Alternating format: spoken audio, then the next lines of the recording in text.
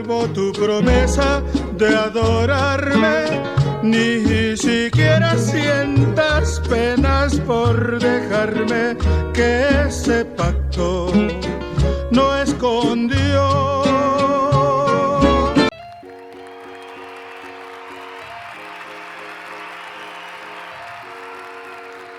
All right, everybody. Hello. We are back on Play It Forward with Felipe Barandiaran, writer, director, filmmaker. The short film is La Última Memoria.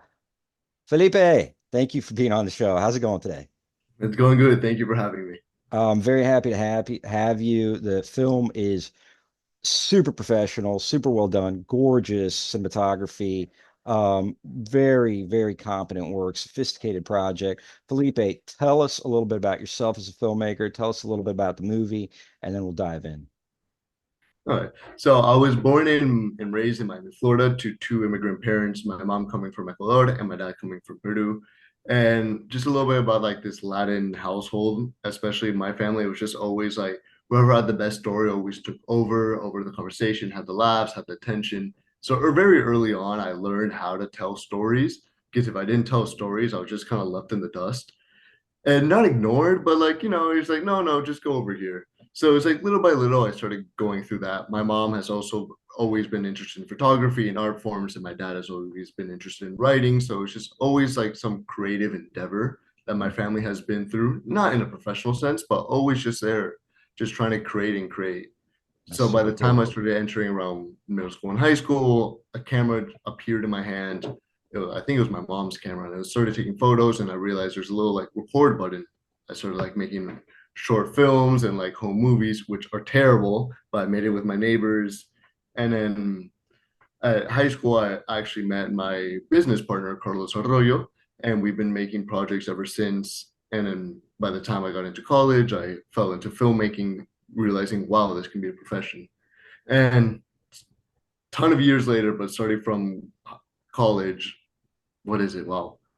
5 years later, now I'm down here making films professionally, helping and teaching out in some local colleges and like camps and everything in between. It's awesome. It's awesome. Sounds like you've got a lot of good experience. Mm. This is your what number short film is this that you've done? This is technically my second, Yeah. the first one in a professional setting that's not my thesis film that I did in college. Oh, awesome. Well, it turned out really great. I mean, am I correct in that in terms of it's about a woman who has Alzheimer's, and I'll have you set it up a little bit for us. Um, am I correct in understanding that the woman who was the actor actually was the woman with Alzheimer's? She did not have Alzheimer's. So, Okay. yeah, she did not have Alzheimer's, Okay. but you are correct in the sense that the film is about Mamina, a mother suffering with Alzheimer's in her final days. So, I really went through the perspective of someone suffering through Alzheimer's and trying to see and visualize why there's some confusion, why there's like this anxiety built around Alzheimer's. And then also in the B plot is seeing the perspective of how the family suffers with the disease. Is not only the person that has the disease, and I really took a lot of inspiration through my grandmother on my dad's side, who passed away from Alzheimer's in 2017. And just seeing how and hearing the stories of how she was like digressing and like deteriorating a little bit mentally, as well as like seeing a little bit of how the family members were being affected by having to take care and having to like put away some parts of their life in order to take care of someone that raised them. Yeah. And in this case, it's the mother, it's a mother daughter who are going Yes. through this process.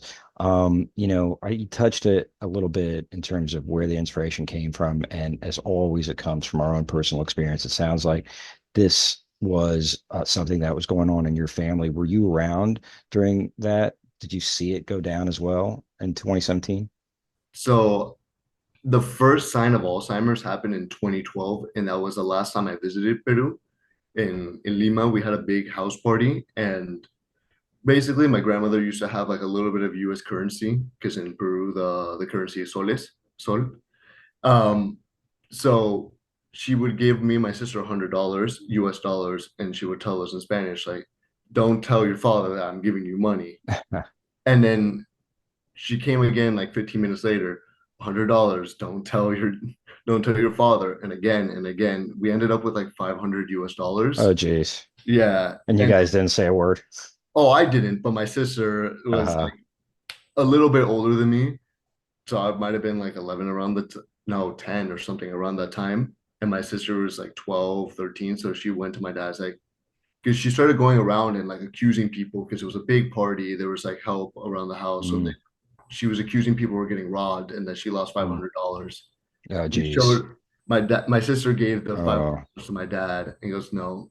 Later on, they like tested her. She had Alzheimer's. So my oh, dad really made an emphasis to like leave my grandmother with her final memory of her being coherent and like living and mindful and just being a person full of energy. So that's the last time I've seen my grandmother in person, but always hearing the stories over the phone, seeing how it's affecting family members.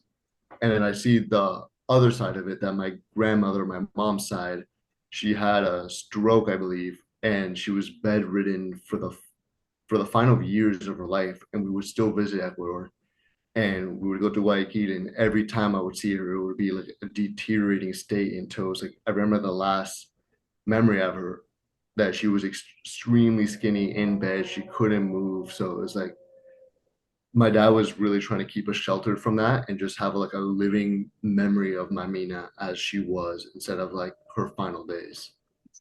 well, it's interesting that you title it, La Ultima Memoria. Mm. Did I pronounce that okay? La última memoria, La Ultima. So the ultimate memory, right? the final memory. Final. Okay. And I understood as ultimate and, okay, final. Um,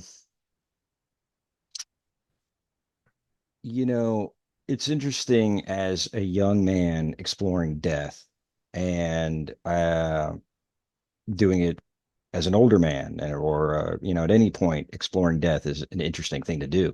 I was curious about it from a young age. I think not uncommon. A lot of people are. And I mean, like, I don't know, I was 5 or something when I first saw death. And um, so you process it. And when I first saw it, I didn't go through a tragic grieving process. Perhaps that is, what often people think about. Um, and so in this context, you are at a stage where in your life you are, a lot of people feel you're still you're not, you're out of college, you're probably, I don't know, 30s almost ish, 25. 25. Yeah, Okay. I'm turning 26 in a week. Okay. Or So you, so I'm getting there. I'm getting awesome. there. You're getting there. You get there. Don't worry. There's no rush. No rush. And no judgment around any of that. It's just like where you are in a particular place and time and your perspective and how it's like skewed or not skewed. So you're still like, in this prime of Mhm. your life. You're still, and then you're looking at it as a filmmaker through the lens of what happens and what will happen to all of us. And so here it is.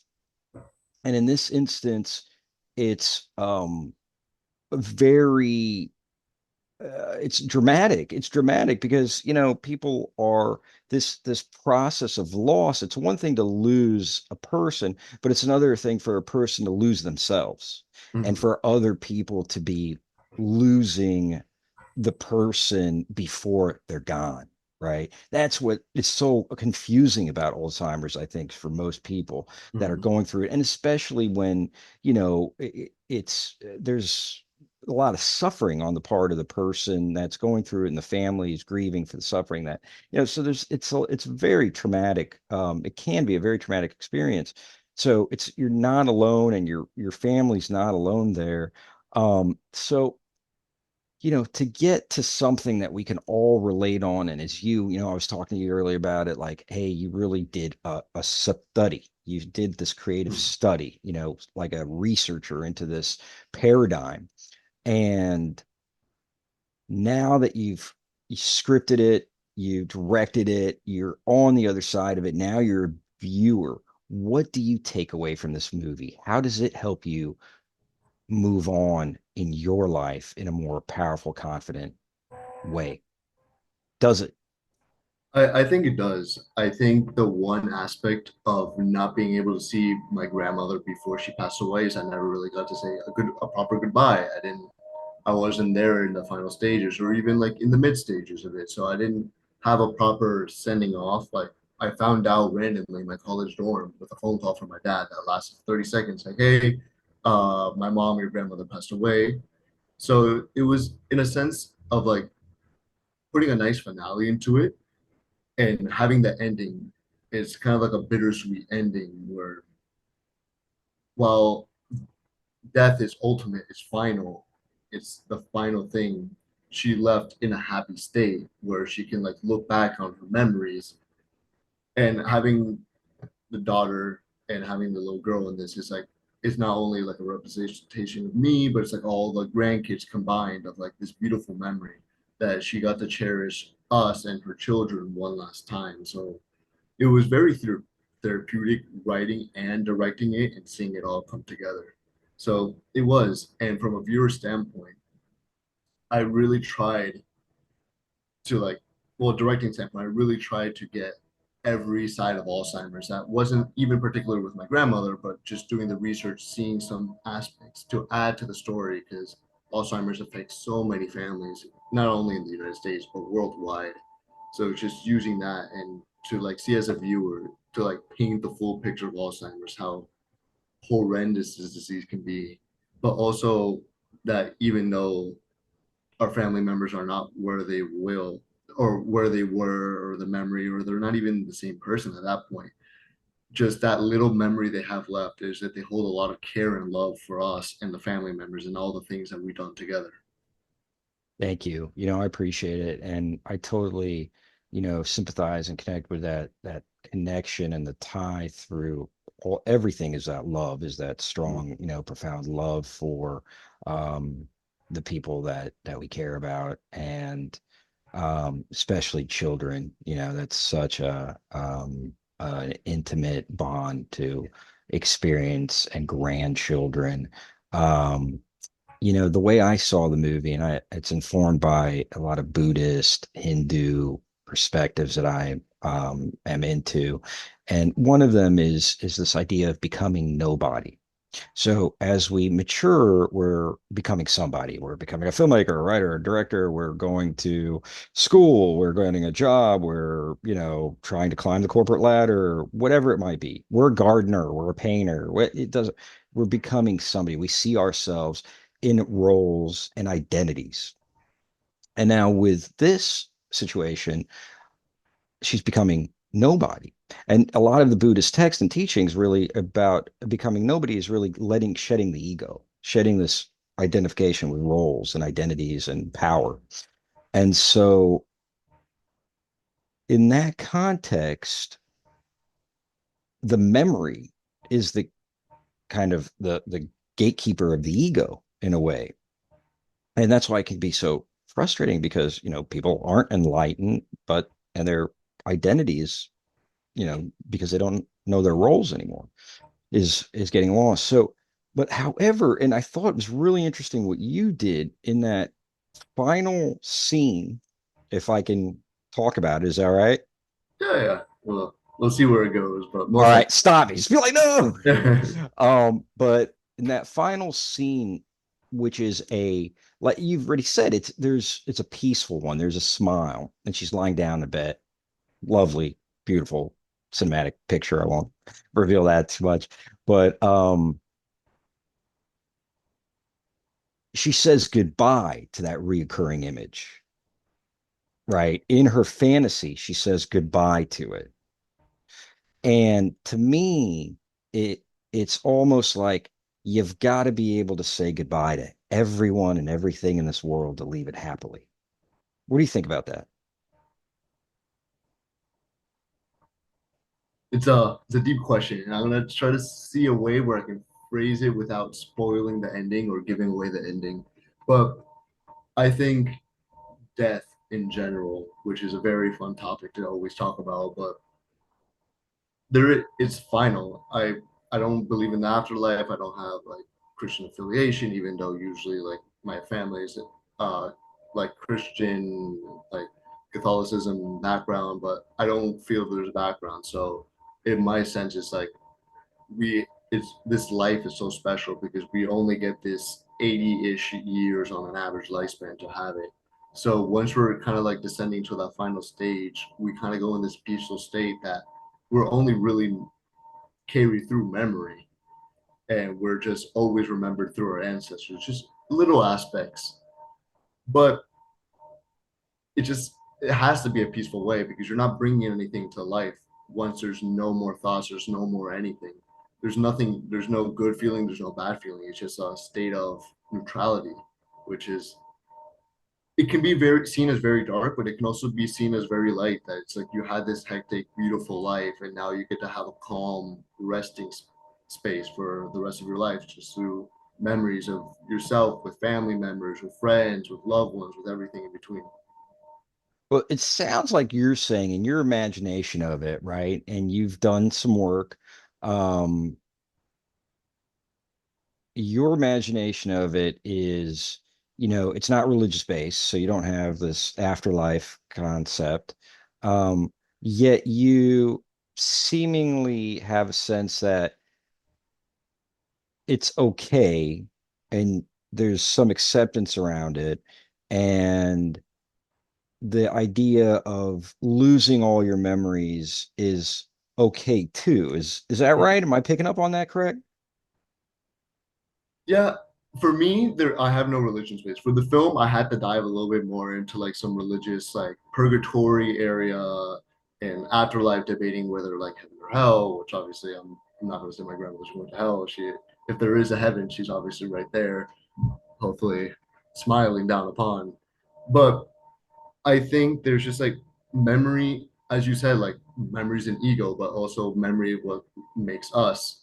There can be a way to try to have a ego-free memory, which is very difficult because just human nature by itself is very egotistical, and just how we live is sometimes very egotistical and trying to fight that notion of not being that way. So I think the harsh thing about Alzheimer's is that you lose your memory, so you lose a bit of yourself. And the hard part about the caretakers, by the time you're in year 3 or 4 or 5 of taking care of your loved one with Alzheimer's, my dad described it, but I won't name other names, but other people described it as well, is that you get to a point that you're taking care of someone that you don't even know anymore. It's just that you're taking care of a complete stranger Right. in wrapped in the body of a loved one. So I'm not sure if that answered that question, but Well, let's see if we can kind of flip the question a little bit and say the character at the end dies peacefully and she dies seemingly without her memories, or at least she said goodbye to them. So how do you think she's able to die peacefully? how I had the end is that even though she does not have the memory anymore, she lost that final memory. Is this feeling, she doesn't know why, but it's just like something very happy. She got to say goodbye. She got to say goodbye to her final memory. So Mm. it's that this sense of like, I don't know what I did, but I did something good. I did something that I needed to do. I got something off my chest. So it's like feeling happy at this last stage. And now you're in this like almost empty field. And now let me just rest and like decompress and everything I've done and everything I've done good in the life. And she's just leaving with a sense of like, I accomplished something that I needed to accomplish. Felipe, I hate to tell you, but it sounds, we don't have to say religious, but certainly spiritual, which Mhm. is the realm of religion. Oh, 100%. There's Okay. spiritual elements in this. And it's just like, it was exploring a little bit of that spiritual like vibe is So is the word that's coming out. so it sounds like you have a spirituality then that's just not religious. Is that true to say? I think it's always very interesting and very fun to think of like ways because obviously death is finite. We cannot go back to being dead into alive. So we don't know what happens in the next life. So it's kind of an interesting way of experimenting of like and writing down what are some possibilities, what are things that are going through your mind. And also in this last space is like we're in the headspace of Alzheimer's, so it could be seen as spiritual. But I think the direction I was really going for is that she has no more memory, but she's still in those like final seconds of her life, but there's no memory, so she's just by herself Mm, mm, in the space. So it's like mm. it is still, in a sense, I guess, spiritual, which I never thought through that aspect, but I didn't intend it to go that route. It's just like, but Cool, everything is cool. spiritual, everything is religious based. Is how humanity has come to be. Felipe, awesome. Let me ask you this. Since making the movie, how have you been personally changed? I think it was a very there's a lot of maturity coming through in my filmmaking ways. Is that before it was like a little bit of like doubt, a little bit of self-confidence. Not this because most of my background is actually in film editing. So my first thesis, while it was good for a thesis film, it wasn't where I can say, yes, I'm a director. But after this film and seeing the critiques, seeing in some private screenings like notes and taking everything, I think, and also being on set and learning from editing and like being on sets from other people, how I matured as a director. And I can say, yes, I took learnings from people that had more experience from me. I took learnings from every situation I can. And it's just using this to say, okay, I learned so much from other people just by observing, to continue observing, continue to see how other people work and putting that into my own craft, as well as adding other elements into my life and what I learned into directing, into like really curating the actors to give the best performance possible. Mm, cool. So it definitely, affected your confidence, impacted it, reinforced it. You Mhm. got you got the experience out of it. And what is like the one or two or even more, but what are some of the most potent things that come to your mind in terms of directing and those learnings that you're talking about? I think it's a lot of having trust in your actors and casting people that you have 100% confidence in.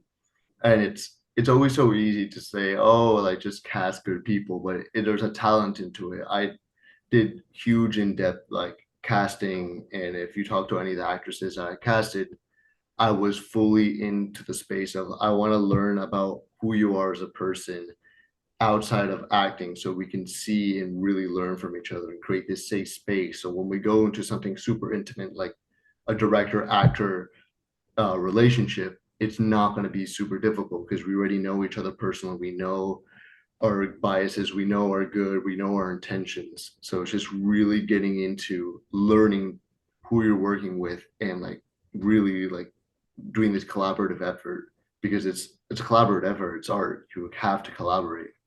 Yeah, that's awesome.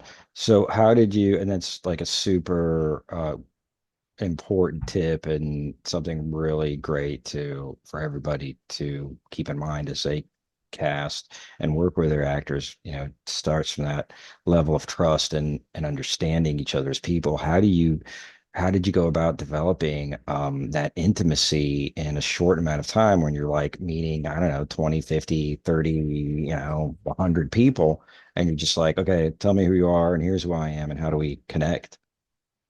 I think it's allowing yourself to be vulnerable with the actors because acting again is such a vulnerable state to be in. You're opening yourself up for the camera and an audience. So when I started after seeing all the self tapes and having the self tapes I liked, I think they had like potential.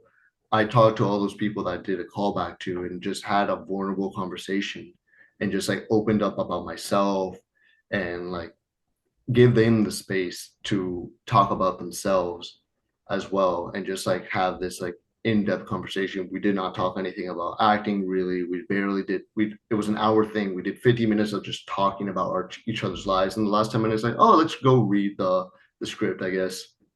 This was at the callback. So you had them come in. I did They everything virtually actually. So Okay. Oh, yeah, so it was okay. via Zoom, like something like this. Okay. And so then you taped the interview. Is that what you said or no? No. I did everything virtual. I did not tape. So I sent the script, I sent the slides out. They recorded it, send it to me, and then I reviewed them. And then Oh. when the ones I liked, I like sent them like, hey, what's your availability? Like, let's get on a Zoom. Oh, so they were at a scene, they recorded themselves doing a Yes. scene, and then so slides. You said like Hmm. slides of what Yeah. storyboard or just the script or I think I just sent like a scene. I know for the youngers of the two, I think I sent basically only their scenes because I there's see. not a lot of like dialogue. And then for the olders, I sent only once.